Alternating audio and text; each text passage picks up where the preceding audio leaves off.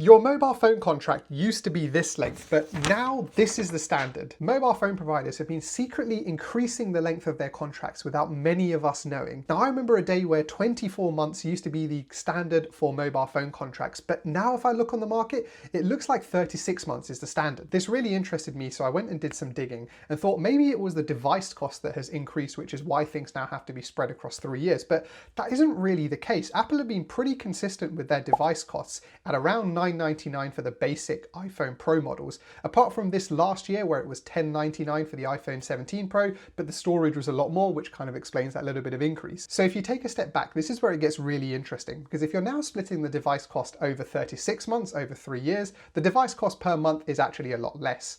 But the mobile phone provider has now got you in for 3 years rather than 2. And so you're paying for calls, texts, and data over a 3-year period rather than a 2-year period. And so they're making a lot more money from you than they were before.